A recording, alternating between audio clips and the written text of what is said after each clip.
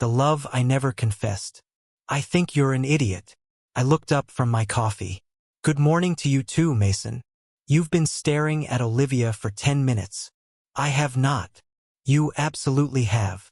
I was thinking about her. I sighed. Can we not do this today? Mason leaned back in his chair. Ethan, you've been in love with her for years. I am not in love with her. He laughed. You remember how she takes her coffee. Lots of people know that. You remember her favorite movie. That's normal. You know her birthday, favorite color, childhood dream, and the name of her first dog. I rubbed my forehead. Okay, I said quietly. Maybe I like her. Mason stared at me. You like her? Ethan, if she asked you to help bury a body, you'd bring the shovel. I almost smiled. She's my friend, I said. And you're hiding behind that word because you're scared. I didn't answer. The truth was simple. I loved Olivia Bennett. I loved the way she laughed before covering her mouth. I loved how she remembered small details about everyone. I loved our coffee breaks and pointless conversations. I loved her quietly because quiet love couldn't reject me. Later that morning, Olivia stopped beside my desk. Ethan, I looked up. Can you help me with these reports? Of course. You always save me. I forced a grin. That's what work husbands are for. She laughed. You're impossible. As we worked, she said, Did you watch that cooking show? The one where everyone burns pasta? Yes. I watched 3 episodes. You secretly love it. I deny everything. She smiled. Moments like that destroyed me. Nothing dramatic. Nothing romantic. Just ordinary happiness. You okay? She asked. What? You seem distracted. I'm fine. You sure? I nodded. Just tired. She studied me for a second. Don't work too hard, Ethan. I won't. But I already knew I would. At lunch, Mason sat across from me. Tell her. No. Why? Because I don't want to lose her. You don't have her. I looked away. I know. He lowered his voice. What happens when she falls in love with someone else? Don't. Ethan. Please. Mason sighed. You deserve honesty too. I changed the subject. I had mastered pretending. Pretending friendship was enough. Pretending hope wasn't slowly consuming me. Pretending I wasn't waiting for a miracle. Weeks passed. Coffee breaks. Shared jokes. Late-night deadlines. Tiny moments I collected like treasures. Then one Friday afternoon, Olivia walked into the office with unusual excitement. Mason. Ethan. Conference room, she said. Now. Mason looked nervous. Am I fired? Olivia laughed. No. I followed her inside. She faced us. Her hands trembled slightly. What's wrong? I asked. Nothing's wrong. You look like you're about to announce the apocalypse, Mason said. Olivia took a breath. I have news. I felt my stomach tighten. She smiled. I'm engaged. Everything inside me stopped. Mason said, Wow, congratulations. I heard myself speak. That's amazing. It sounded convincing. Even to me. Olivia's eyes shined. Daniel proposed last night. Daniel Hayes? Mason asked. Yes. He finally did it. She nodded excitedly. I smiled wider. When's the wedding? Next spring. That's wonderful. Each word felt like glass in my throat. She hugged Mason. Then she hugged me. Thank you, she whispered. I hugged her back carefully. You deserve happiness. The lie nearly broke me. That evening, Mason found me alone outside. You don't have to pretend with me. I'm okay. No, you're not. I stared at the city lights. I thought I had more time. Ethan. I know she was never mine. Then why do you look like someone died? I swallowed hard. Because I think someone did. Who? The future I imagined. Mason stood beside me. You need to let go. I don't know how. He squeezed my shoulder. Start by choosing yourself. I didn't answer. A week later, I attended Olivia's engagement party. People laughed. Music played. Daniel shook my hand. Olivia says you're one of her closest friends. I am. Good. She needs loyal people. I forced another smile. Across the room, Olivia looked beautiful. Yet when our eyes met, something felt wrong. Her smile reached everyone else. Not me. There was fear hidden underneath it. Later, she walked toward me. Ethan? Yeah. She glanced around before lowering her voice. Ethan, can we talk? There's something I need to tell you.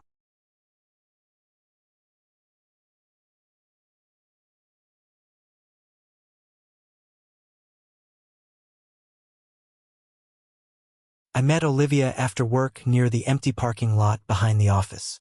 My heart already felt heavy because she texted me earlier saying she needed to talk alone. Thanks for coming, Ethan, she said, not looking at me. I tried to smile. You sounded serious. Is everything okay?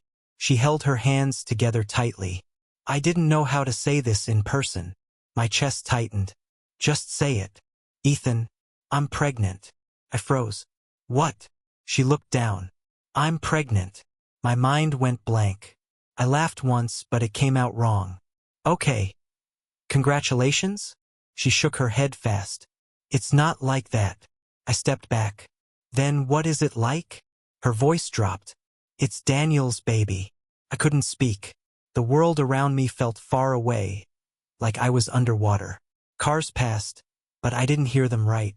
I forced myself to breathe. Say that again. She finally looked at me. It's Daniel's baby. Something inside me broke quietly. Not loudly. Just gone. I nodded slowly like I understood. But I didn't. You knew I liked you telling me things directly, I said. I know, she whispered.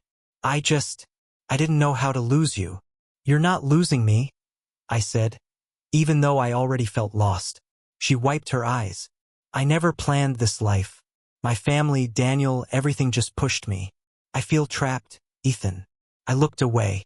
So what am I supposed to do with that? Just listen, she said quickly. Please. I stayed silent. She continued. Daniel wants the wedding. My parents want the wedding. I don't even know what I want anymore. I laughed bitterly.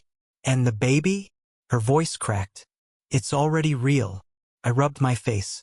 I thought we had something real too. Ethan, please don't do this. Do what? Feel? She stepped closer. You matter to me. Not enough, I said. She started crying. I didn't choose this. I finally looked at her. But you're still choosing to stay in it. She had no answer. We stood there in silence until my phone buzzed. Mason called. I answered. Yeah. You with Olivia?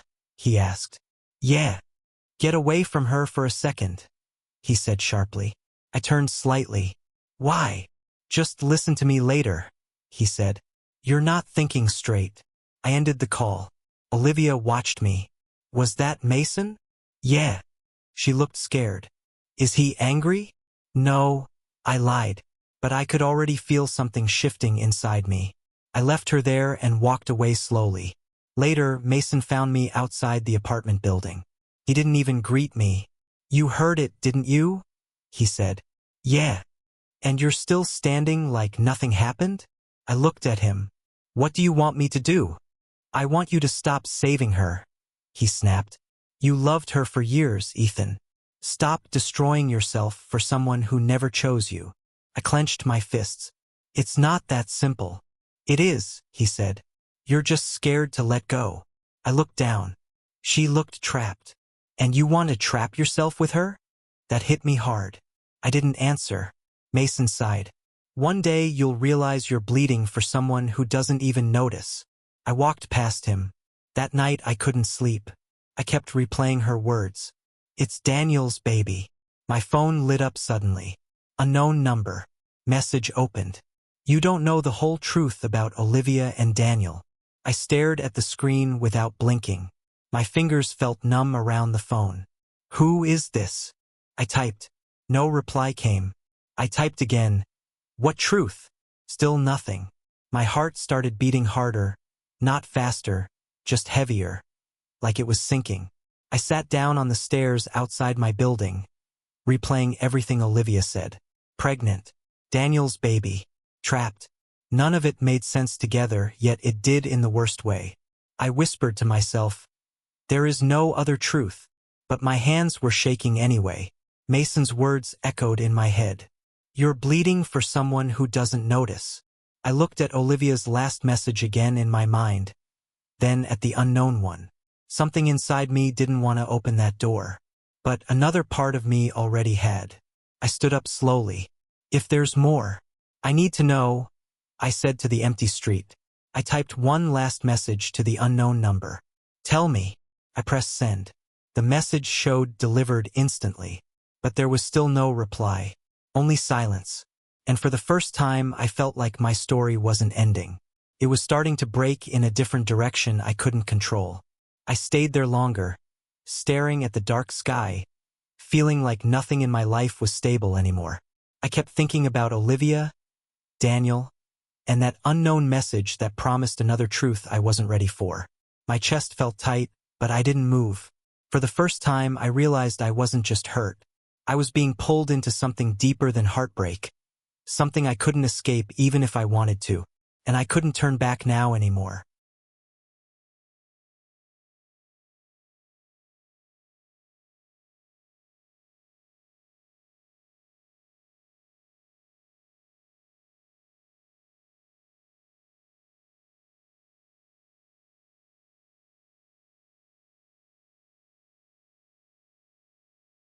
The cracks behind their perfect life. I didn't sleep after that message. You don't know the whole truth about Olivia and Daniel. Kept repeating in my head like broken audio. The next morning, Mason found me sitting in the office cafeteria without touching my coffee. You look worse than yesterday, he said. I didn't sleep, I replied. He sat down. Because of her? Because of everything. He studied me. You opened the message again? No, I said quickly. That was a lie, because I had opened it 10 times. But there was nothing more. Just silence from the unknown number. Later that day, I met someone I didn't expect. Sophia. She stopped me near the stairwell. Ethan Carter? She asked. Yes. I need to talk to you, she said quickly. About Olivia. My stomach tightened. Who are you? Her friend, she replied. But not the kind she tells everything to. I hesitated. Why should I trust you? She looked around nervously. Because I'm tired of watching her drown. I followed her outside. We stood near the parking lot. She didn't waste time. Daniel isn't what you think he is, she said. I frowned. Everyone says he's perfect for her. She laughed bitterly. Perfect? He controls everything. I stayed quiet. She continued. What she wears, who she meets, even her job decisions. That sounds extreme, I said. It is extreme, she snapped. But she's trapped in it. I looked away. Why would she stay? Because he makes her feel like leaving will destroy her family, Sophia said.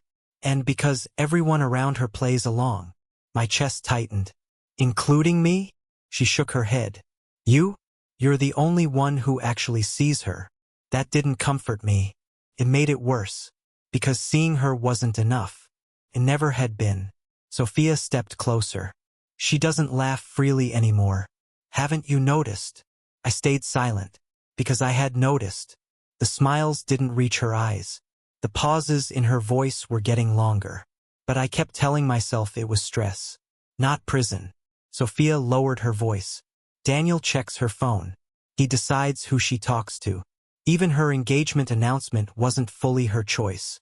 I felt something twist inside me. Why are you telling me this? Because you're the only one who still cares without benefiting from her, she said. I didn't answer. When I got back to work, Olivia was already there.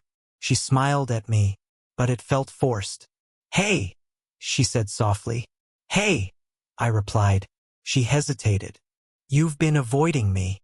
I've been busy, I said. She nodded slowly. Right? But her eyes told me she didn't believe it. Later that evening, I went to my sister Grace's place. She opened the door and immediately frowned. You look like you're carrying something heavy, she said. I heard things today, I replied. What kind of things? I sat down. About Olivia and Daniel. Grace crossed her arms. And I don't know what's real anymore. She sat beside me. Tell me. So I did. Everything Sophia said. Grace listened without interrupting. When I finished, she stayed quiet for a moment. Then she said, "And what do you want to do with this?" "I don't know," I admitted. "You always do this," she said firmly. "You collect broken people and try to fix them." "I'm not trying to fix her." "Yes, you are," she said. "Just in a different way this time." I looked down. "She looks trapped." Grace softened slightly. "And you think saving her will save you too?" I didn't answer. She leaned forward. "Listen to me. You can't heal someone by destroying yourself." That hit harder than anything Sophia said. I left her place feeling worse than before. Not confused.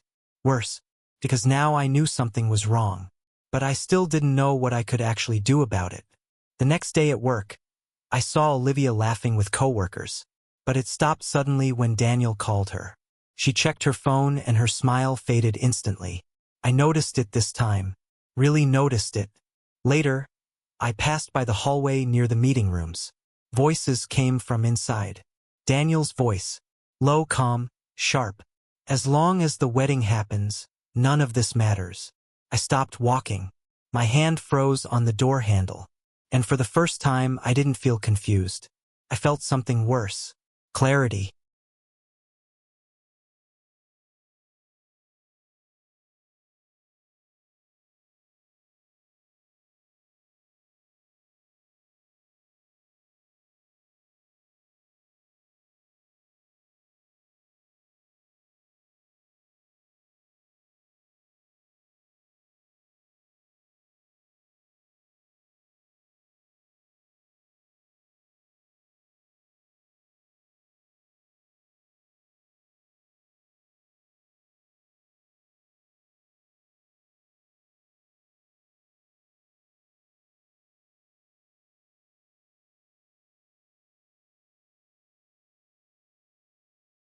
Choosing myself. I woke up that morning and didn't check my phone. That alone felt strange. Usually I would hope for a message from Olivia. Something small, something meaningless just to keep me attached. But that day I didn't want anything. Mason noticed first at work. "You look different," he said. "I didn't sleep much," I answered. "That's not what I meant." I kept my eyes on my screen. "I'm fine." He leaned closer. "You're lying better now. That's new." I didn't reply. Later, Olivia walked into the office hallway. My chest tightened automatically, like my body remembered her before my mind did. "Ethan," she said softly. I nodded once. "Hey," she frowned. "Just hey." "I'm busy," I said. "You've been busy for a week." "I know." She stepped closer. "Why are you avoiding me?" I finally looked at her. Her eyes looked tired, like she hadn't slept either. "I'm not avoiding you," I said. "You are," she insisted. "You don't sit with me. You don't talk to me. You don't even look at me properly." I swallowed hard. "Because loving you has been destroying me." The words came out before I could stop them. She froze. "What?" "I said it," I repeated. "That's why." Her voice shook. "Ethan, don't say things like that." "I've been saying it inside my head for months," I said. "Today I just stopped hiding it." Her eyes filled with tears immediately. "You don't mean that." "I do." She shook her head. "You're just hurt." "Yes," I said. "I am hurt, because I stayed where I shouldn't have." Her lips trembled. "So what now?" "I don't know," I said honestly. "But I can't keep doing this." Silence fell between us. People walked past us in the hallway, but it felt like we were the only two standing still in time. She whispered, "Do you hate me?" That question hit harder than I expected. "No," I said. "I don't hate you." "Then why does it feel like I'm losing you?" "Because you are," I said quietly. Her tears finally fell. "I didn't ask for any of this." "I know," I said. "I never wanted to hurt you." "I know that too." She wiped her face quickly. "So why does it feel like everything is breaking?" Because it already broke, I said. We just kept pretending it didn't. She stepped back like my words physically pushed her away. I couldn't move toward her even though every instinct in me wanted to. Instead, I turned and walked away. That was the first time I chose myself instead of her. Later that evening, I went to Grace's apartment. She opened the door and immediately studied my face. You finally look tired of it, she said. I am, I answered. She stepped aside. Come in. I sat on her couch without speaking. She handed me water. You talked to her? Yes. And I told her the truth. Grace nodded slowly. Good. It didn't feel good, I said. It won't, she replied. Not at first. I stared at the floor. I don't know who I am without her in my head. She sat next to me. That's the point. You find out now. I feel empty. You feel free, she corrected. I shook my head. It doesn't feel like freedom. It will, she said. But only if you stop going back. I stayed quiet. She continued. You've spent years fixing people who never asked to be fixed. I thought love meant trying. Love doesn't mean losing yourself, she said firmly. It means sharing your life, not erasing it. Her words stayed with me longer than I expected. I left her apartment later, but I didn't feel lighter. I just felt different, like something inside me had shifted permanently. For the next few days, I kept distance from Olivia. No messages, no meetings, no accidental encounters. The silence was worse than arguments. Pressed into my chest every night. Mason noticed again. You're really doing it? He asked. Doing what? Letting go. I think so. He nodded. About time. But even then, I wasn't sure I was strong or just broken in a new way. Then everything changed in one night. I was scrolling my phone before sleeping when a notification popped up from multiple news pages. I opened one. My hand froze. Daniel Hayes scandal trending. My heart dropped as I read the headline. Something big had just started falling apart.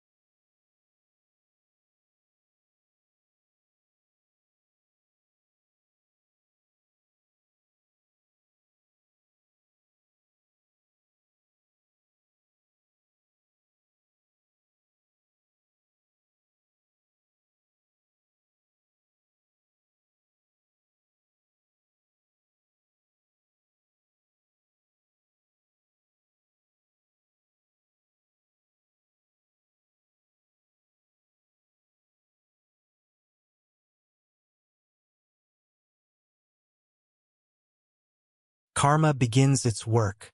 I woke up to my phone buzzing nonstop. Mason was calling me again and again. I answered on the third ring. What? Have you seen the news? He asked fast. No. Then look. I opened my phone. The first headline made my stomach drop. Daniel Hayes business fraud investigation. I sat up. What is this? I told you something was off, Mason said. Now it's public. I scrolled silently. Articles, reports, accusations. Contracts under review. Money questions. Everything pointing at Daniel. Mason spoke again. His perfect image is cracking. I didn't reply. because part of me felt something I didn't want to admit. Relief. But it came with guilt immediately. Mason noticed my silence. "You're thinking it, aren't you?" he said. "Thinking what?" "That this is karma." I closed my eyes. "I don't know what I'm thinking." He sighed. "Don't turn this into revenge in your head, Ethan." "I'm not." But I wasn't fully honest. At work, everything felt different. People whispered in corners. Olivia walked in late. Her face looked pale. I stood up instinctively. "Hey!" She stopped near my desk. "You saw it?" "Yes." She nodded slowly. "Daniel's furious." I frowned. "With what?" "With everything," she said quietly. "The investigation. The media. His father." I noticed her hands shaking. "Are you okay?" I asked. She laughed without humor. "No one in that house is okay right now." "House," I repeated. She corrected herself quickly. "His family." I watched her carefully. "You don't have to stay in the middle of this." She looked at me sharply. "It's not that simple." I lowered my voice. "It never is with him." She didn't respond, but her silence said enough. Later that day, Mason pulled me aside. "You're too quiet," he said. "I'm processing." "No," he said. "You're watching it happen like it's a movie." I looked at him. "What do you want me to do?" "Stop feeling guilty," he said. I frowned. "About what?" "About him falling apart." I hesitated. Because he was right. Some part of me felt satisfaction watching Daniel lose control. And that scared me more than anything. Mason leaned closer. "Listen to me. Karma isn't revenge. It's consequences." I stayed silent. That sentence stuck in my head all day. By evening, Olivia didn't go home. I noticed because she kept checking her phone nervously in the hallway. Then she left suddenly. No goodbye. No explanation. I followed her a little without realizing it, but stopped myself halfway. I told myself I had no right anymore. Still, I couldn't stop thinking about her face. Not the smile. The tension behind it. That night, I went to Grace's place. She opened the door and immediately sighed. "You look worse again." "I think everything is falling apart," I said. She stepped aside. "Come in." I sat down. "Daniel is getting exposed." She nodded. "Good or bad for you?" I hesitated. "I don't know." She crossed her arms. "That means it's complicated." I looked at her. Part of me feels like he deserves it. Grace didn't react immediately. Then she said, "And the other part?" "Feels like I'm enjoying it." That silence between us felt heavy. Grace spoke softly. "That's the part you need to watch." I rubbed my face. "Am I becoming someone I don't recognize?" She leaned forward. "You're becoming honest. That's different. It doesn't feel right." "Growth rarely does," she said. I looked down. "Olivia is getting pulled deeper into this too." Grace's voice softened. "And you still want to save her?" "I don't know what I want," I admitted. She stared at me. "Yes, you do. You just don't want to admit it." I stayed quiet. She continued, "You want to fix what's broken, but you also want justice." I whispered, "Is that wrong?" "It becomes wrong when it destroys you," she said. I left her place later, my mind heavier than before. The city felt louder that night. Every sound sharper. Every thought louder. Then my phone rang again. Unknown number. Same message style. But this time it was different. "Things are moving faster than you think." I stared at it. Before I could respond, another message came. This one changed everything. I was still reading it when my doorbell rang. I opened the door.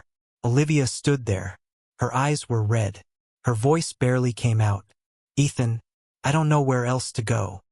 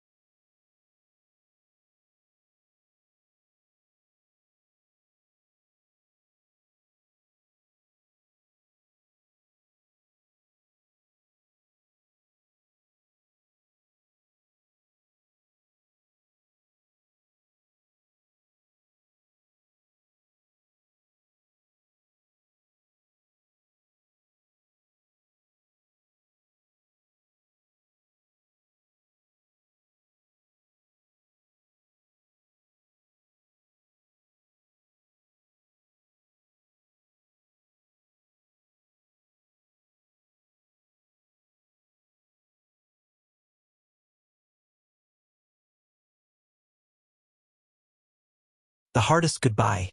I opened the door wider without thinking. "Come in," I said quietly. Olivia stepped inside like she wasn't sure she belonged anywhere anymore.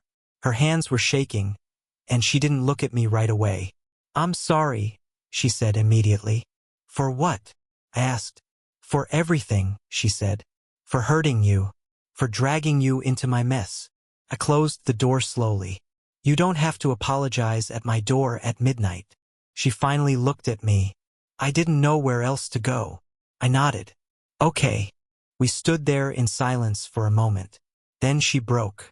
"I can't do this anymore, Ethan," she said, her voice cracking. "I feel like I'm drowning all the time." I didn't move closer. "What exactly is breaking you?" "Everything," she said. "Daniel, my family, the baby, the expectations, all of it." I swallowed hard. "And me?" She looked down. "No, never you." "That's not what it feels like," I said honestly. Her eyes filled again. "I never meant to hurt you." "I know," I said. "But intention doesn't erase damage." She flinched slightly. I took a breath. My chest felt tight, but I kept my voice steady. "I loved you, Olivia. But I can't keep choosing you over myself." She froze. For a second, neither of us spoke. Then she whispered, "So this is it?" "I think it has to be," I said. She shook her head. "I don't want to lose you." "You already did," I said softly. That hit her harder than anything else. She sat down on the couch like her legs gave out. "I imagined things differently," she said. "So did I," I replied. She looked at me. "What did you imagine?" I hesitated. Then I said it. "A simple life. You laughing at my bad jokes. Me not being afraid to tell you how I feel. No Daniel. No secrets. Just us." She let out a broken laugh. "That sounds like a life I ruined." I shook my head. "We both lived different versions of it in our heads." She wiped her face. "Do you hate me now?" "No," I said immediately. "I don't hate you." "Then why does it feel like I lost everything?" "Because you're finally seeing everything clearly," I said. Silence again. Longer this time. Then she whispered, "I was scared, Ethan. That's why I stayed. Not because I didn't care." I nodded slowly. "I believe you. But belief isn't enough anymore," she said. "No," I agreed. "It isn't." She looked at me like she was trying to memorize my face. "What happens to us now?" "There is no us anymore," I said gently. Her eyes closed for a second. When she opened them again, she looked older somehow. "I wish I met you at a different time," she said. "I've thought that too," I admitted. We both gave a small, tired laugh at that. Not happy, just real. She stood up slowly. "I'm sorry for everything I didn't know how to fix." "I'm sorry too," I said. "For staying too long when I should have stepped back earlier." She nodded. We walked to the door together. Before leaving, she stopped. "Ethan," she said softly. "Yeah. If things were different." I shook my head gently. "They're not." She accepted that without arguing. That was the most painful part. She left without another word. I closed the door and stood there for a long time. My chest felt empty, but also lighter in a way I didn't understand yet. Later, I sat on my couch with my phone in my hand. Mason texted me, "You okay?" I stared at the screen. Then I replied, "I don't know." He replied fast, "That means you are finally being honest." I leaned back and closed my eyes. For the first time in a long time, I wasn't chasing anything. Not her. Not the past. Just silence. Months passed in a strange blur after that night. I thought I was done with everything tied to Olivia. I was wrong. One evening, I checked my mailbox out of habit. There was an envelope I didn't recognize. No sender name. Inside was a single invitation card. And her handwriting. I stared at it without moving, because I already knew her name meant my story wasn't finished yet.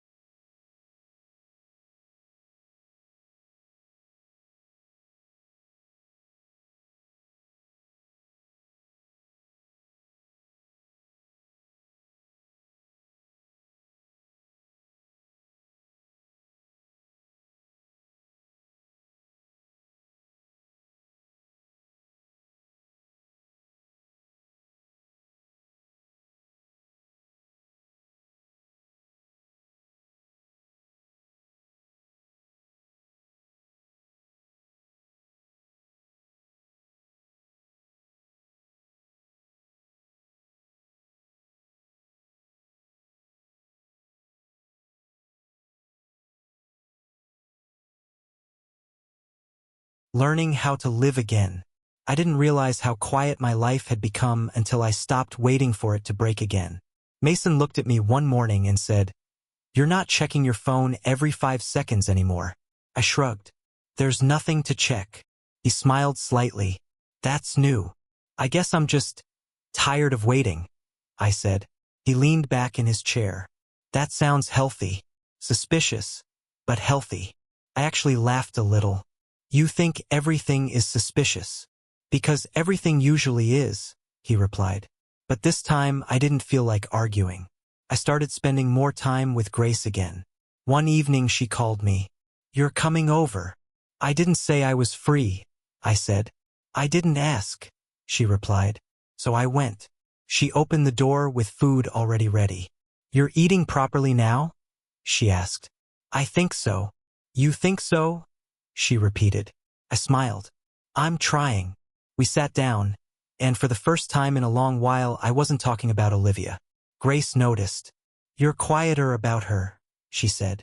"I don't have much to say anymore," I replied. She nodded. "That's good." "Is it?" I asked. "Yes," she said firmly. "That means she's not controlling your thoughts every second." I didn't argue, because she was right. Slowly, I started rebuilding small things. I went back to old hobbies. I started running again. I even picked up sketching, something I had abandoned years ago. Mason saw one of my drawings and said, "Okay, this is actually decent." "Surprising?" I asked. "Very," he said. I smirked. "Thanks for the encouragement." "Don't get used to it," he replied. At work, something unexpected happened. A new colleague joined our team, Amelia. She didn't introduce herself like everyone else. She just said, "You look like someone who's been through too much coffee and not enough sleep." I blinked. "Is that your professional greeting?" She smiled. "It can be." I laughed before I could stop myself. Mason whispered later, "You just laughed at a stranger." "I laugh at people," I said. "No," he said. "You actually laughed." I didn't know what to say to that. Amelia didn't treat me like I was broken. She treated me like I was normal. One day during lunch, she asked, "You always look like you're thinking too hard." "I am," I admitted. "About what?" I hesitated. "Past stuff." She nodded. "Most people live there too long." "That's simple, huh?" I asked. She shrugged. "It usually is." I frowned. "You make it sound easy." "It's not easy," she said. "It's just necessary." Her honesty unsettled me, because it didn't feel like comfort. It felt like truth I hadn't allowed myself to hear. Later, she said something that stayed with me. "You don't have to earn love by suffering for it." I looked at her. "That's not how it works." "It is for some people," she said. "But it shouldn't be." I didn't respond, but I thought about it all day. That night, I went for a walk alone. No phone calls, no messages, just silence. And for the first time, it didn't feel empty. It felt open. I didn't realize I was smiling until Mason called me. "You're out late," he said. "I needed air." "You sound different," he said. "How?" "Lighter." I paused. "I don't know if I believe that." "Well," he said, "I do." I didn't argue this time, because maybe he was right. The next morning, I laughed again at work. Not forced, not careful, just real. Mason looked at me and said, "There it is." "There what is?" "The version of you that didn't disappear," he said. I didn't know how to respond, because I wasn't sure I believed him. But I didn't feel like arguing anymore. I was beginning to understand something new. Life wasn't waiting for Olivia anymore. It was happening without her. And I didn't hate it. I was still figuring out how to live in it. That evening, I checked my mailbox like usual. Inside was an envelope. Same handwriting. Same name I hadn't seen in months. My hands froze as I opened it. It wasn't just an invitation. It was a request for one final conversation.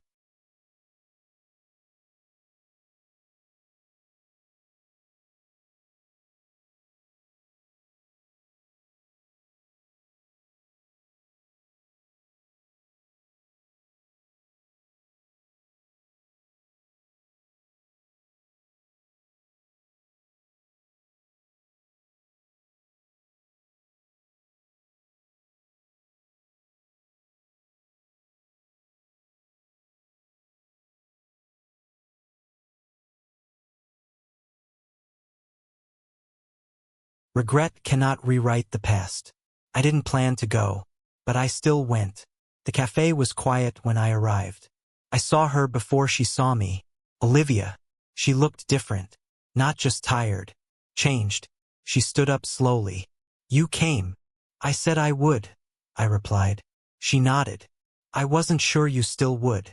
I sat down across from her. You wanted to talk. Yes, she said softly. For a moment, neither of us spoke. Then she looked down at her hands. I have a son now, she said. I nodded. I heard. Her voice cracked slightly. Everything is different. I leaned back. You look calmer. She gave a small, sad smile. I had to become calm. I didn't have a choice. Istedid här. Is he okay? Yes, she said quickly. He's okay. Another silence.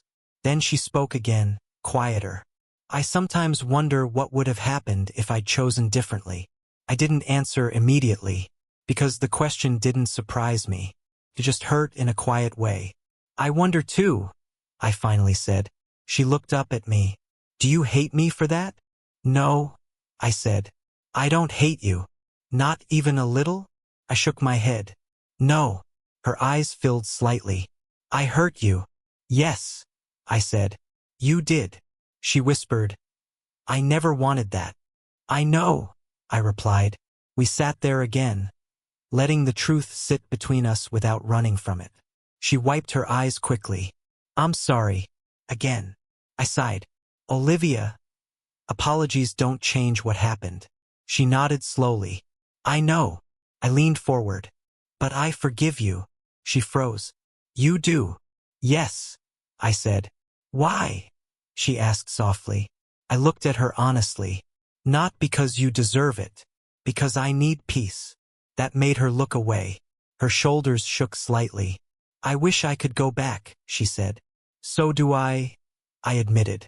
But we can't, I added immediately. That's the part we both have to accept. She nodded again, slower this time. I loved you, she said quietly. I know, I replied. And you loved me, she continued. Yes, I said. A pause. Then she said, we still failed each other. I didn't argue, because she was right. We did, I said. She looked at me carefully. Do you regret me? I thought for a moment. No, I said. I regret the timing, the silence, the fear. She let out a shaky breath. That sounds worse. It's just honest, I said. We both stayed quiet after that. Not uncomfortable, just final. She looked at me like she was trying to memorize something again. But this time it wasn't my face. It was the moment. I'm glad you came, she said. I'm glad I did too, I replied. She nodded. You look different now. I feel different, I said. Better? She asked. I don't know, I admitted. But real. That made her smile faintly. Then it faded again. We sat for a while longer without speaking. Eventually I stood up. I should go, I said. She nodded. Okay. I turned toward the door. My chest felt heavy, but not broken. Just full of something I couldn't name anymore. When I reached the exit, I heard her voice behind me. Soft, careful, becoming the man I needed. I walked home after leaving Olivia, but it didn't feel like the same path anymore. Mason called me halfway. You met her? He asked. Yeah. And? It's over, I said. He went quiet for a second. How do you feel? I don't know, I admitted. Strangely okay. That's new for you, he said. I almost laughed. Yeah, I noticed. Later that night, I sat with Grace. She looked at me carefully. You're different again. I think I finally stopped running in circles, I said. She nodded. About time. I leaned back. I kept thinking the problem was her choices. And now? She asked. It wasn't, I said. It was me staying where I kept losing myself. Grace didn't interrupt, so I kept talking. I thought loving someone meant proving it, I said. Staying, sacrificing, fixing things that weren't mine to fix. That's not love, she said. I know that now. She studied me. What is it then? I paused. What I used to do was survival, not love. She nodded slowly. And now I don't want survival anymore, I said. That stayed between us for a while. At work, things felt lighter too. Mason noticed. You're not staring at your phone anymore, he said. I have nothing to wait for, I replied. That sounds depressing, he said. It's not, I said. It's quiet. He smirked. That's dangerous. But I didn't feel dangerous anymore. I felt steady. Then Amelia started becoming part of my days in a different way. One afternoon, she leaned against my desk. You look less stressed, she said. I think I stopped carrying things that weren't mine, I replied. She nodded. Good. You always talk like everything is simple, I said. It's not simple, she replied. It's just honest. I looked at her.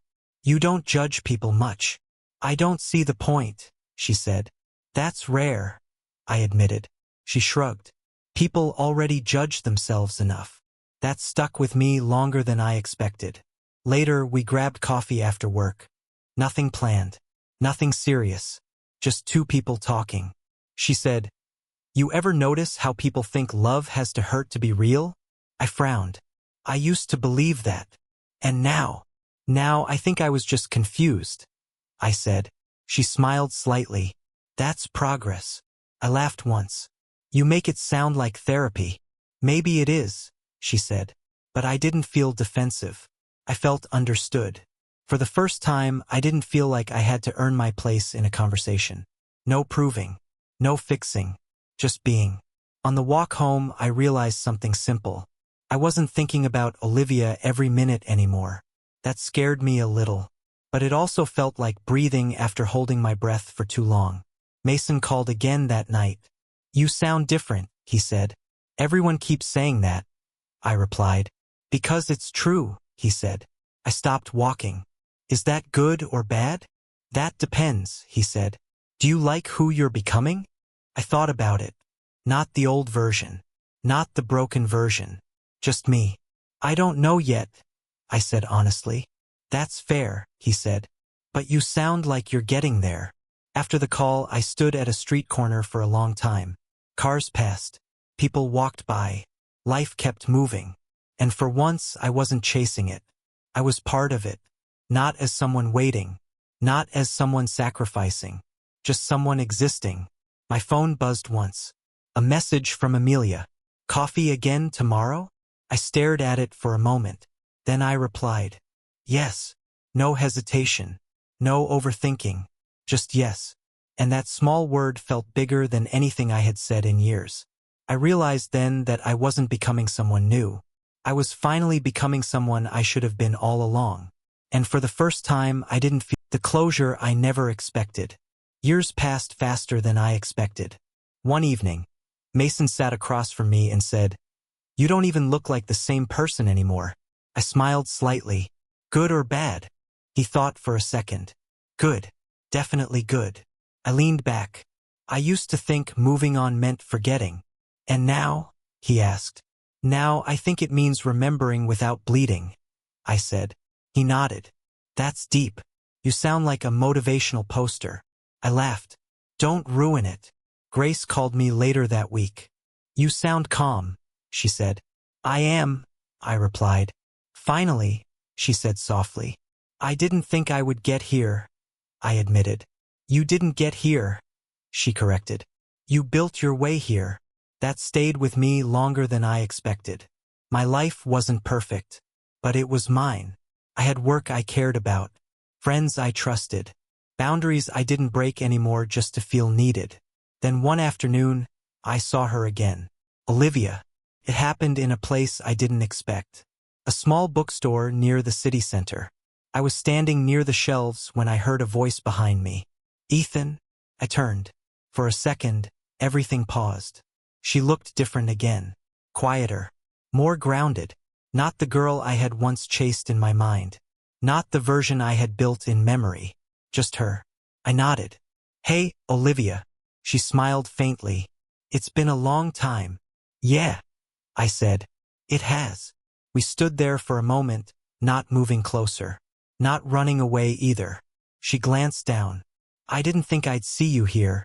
I almost didn't come in, I admitted. She gave a small laugh. That sounds like you used to overthink everything. I used to, I said. Silence followed. But it wasn't uncomfortable. It was just final. She spoke first. How have you been? I thought about it. Better, I said honestly. Not perfect, but better. She nodded slowly. I'm glad. And you? I asked. She hesitated. I'm okay. I learned a lot too. I didn't ask what. I didn't need to.